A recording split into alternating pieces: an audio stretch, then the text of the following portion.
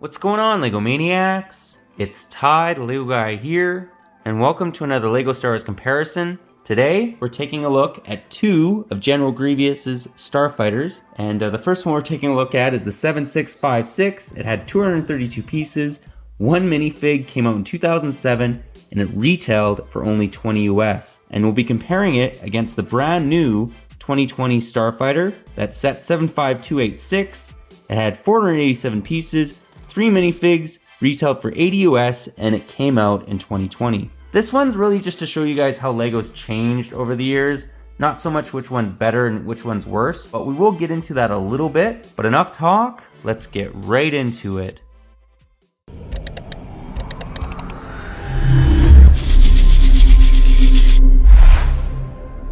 And to start us off, we'll begin by taking a look at the older model from 2007. Give you guys a 360 view. It's definitely a decent looking model, especially considering its age. Not perfect, but it's very nostalgic. And it doesn't have much in the way of features. We'll actually show off what you may want to call a feature, you may not. Blasters you can raise and lower. And if we take a look at the cockpit, you can actually open it up partially by just sliding this piece down. You can't really remove Grievous if you do that, so you literally have to take the windshield off. Then you can remove the minifig to reveal no controls. So that's kind of a knock. You can also stick it in flight mode, like so. And then if you want to stick it in landed mode. On the bottom of the Starfighter though, you'll notice it has all his lightsabers, so I thought that was really cool. It's just a good use of that space, just because if you want to keep this set all together, you have an area to keep his lightsabers, which I appreciate. The newer one does that a lot better, but we can see where this idea kind of started with the older Starfighter. What we're going to do now is take a look at the 2020 model. And we'll begin by giving you guys a 360 view of this ship as well. I have to say this is probably the most accurate Grievous Starfighter we've ever got. Check out those engines. Just, they look so awesome. Continuing to move it around, you guys can see the greebling on the side of the ship. This just looks so good. Now on the top, it does have some stud shooters, which is unfortunate, but you can very easily just remove those. It's not a big deal. And one of the features that this set has is actually a spring-loaded shooter on the bottom, and it actually has a whole mechanism. So if you want to shoot it off, bang. So I'm not a huge spring-loaded shooter guy, but I did appreciate that one. I thought it was cool. Well done. And you can actually access Grievous by lowering that window, much like the older one. However, this one works, so you can take them off, no problem. And it reveals some nice control panels. It also has the fin that we saw in the older one. Now, if you want to put it in flight mode, literally you can extend it. And if you want to stick it in landed mode, you just do it like that. Now, what's interesting about it though, is you can actually lower this one a little bit. So if you actually, like if you guys watch episode 3, when Obi-Wan comes to the Starfighter, let's just pretend he's walking up. It's literally down like this. So you can do that. Whereas the older one, that just didn't exist. You couldn't lower the ship like this and put it in this form. So I did quite like that. The last feature that I want to talk about for this set though, is where they kind of store the lightsabers. Now, the older one did a decent job, whereas this one I think does a much better job. There you can see the lightsabers, so you have the two green ones on this side, and okay, it sometimes gets stuck, but you just gotta shimmy it around a little bit. Here we have the blue ones. So, very good use of space. You kind of really have to shake it sometimes to get it to allow you to close, but regardless, good feature.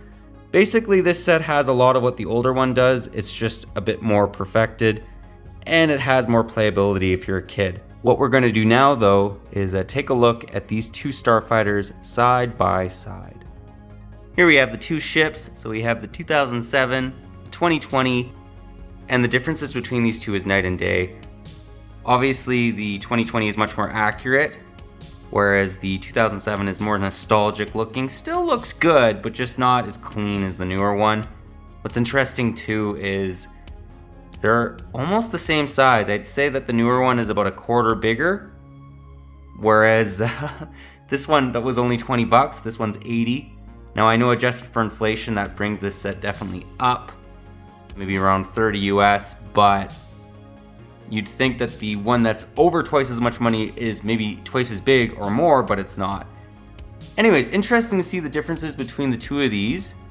Do quite like them. The story of this comparison is just nostalgia or accuracy. Although this one's still accurate, it's just this one looks so close to what we actually see in the Clone Wars TV show or in episode 3. But now what we're gonna do is take a look at the figs from either of these sets and see how they compare. And the first two figs we'll take a look at are actually taken from the 2020 Grievous Starfighter. So you get Obi-Wan with this inaccurate torso, and he was on Mustafar, and you get an airborne trooper, which is kind of nice. We'll actually show off his face printing as well. He has that new clone face printing. Do quite like that. Much better than the angry clone face. Give you guys a 360 view. Again, it should have been Cody, although the airborne trooper isn't all that bad. It just would have been nice to get a phase 2 Cody. We have Obi-Wan, a little bit more ticked off face. The clone doesn't have any back face printing, just so you guys know. And yeah, that pretty well does the figs. I also love the leg printing on the clone, along with the torso printing. Obi-Wan's leg printing is actually accurate. It's just that torso, it needs to be fixed, because it is the Duel on Mustafar clothing. Anyways, those are the first two figs. Let's now compare the two Grievouses. And the differences between these two figs is night and day. Here we have the more accurate, modern looking Grievous, and the more nostalgic, classic looking one, which basically summarizes these two sets and the differences between them. Yes, I know that maybe Grievous could have been a little bit more tanned for the 2021, but all in all, it's definitely more accurate looking than the 2007 at least. Although I still quite like him, it just has that classic nostalgic look. Really reminds me of the old school LEGO Star Wars games. Let me know which one's your favorite in the comments. Personally, I love them both, whether you're looking for accuracy or nostalgia. Let's now get into the end of the review and get my final thoughts.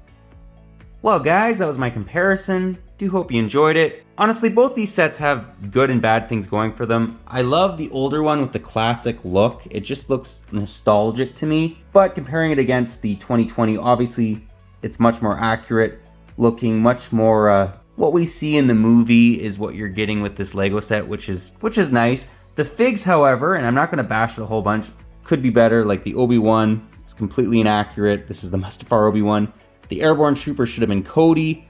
I like Grievous. He could have been tan. Some people have mentioned that he's more tan, but I still like him in his white color. All in all, if they were to mix these two sets, I think we'd have the perfect Starfighter. It would be very fairly priced, as well as very detailed, just because 80 US for this is crazy. 20 US, and even adjusted for inflation, even though it was back in 2007, this set had a lot going for it when we're talking price. To get Grievous's Starfighter at 20 bucks, you can't go wrong. But let me know what you guys' thoughts are on these ones, maybe which one's your favorite, any areas you think they can maybe improve on either of these models. I just like both of them for very different reasons, one for that classic look and one for that more accurate look. But yeah, that's all I got for you today. But if you like this video, leave it a thumbs up. If you're new to the channel, definitely consider subscribing and click that bell so you're notified for any future LEGO Star Wars comparisons, reviews that we do. We do something related to Star Wars basically every Tuesday, and yeah, they're a lot of fun. I enjoy doing them. But yeah, that's all I got for you again.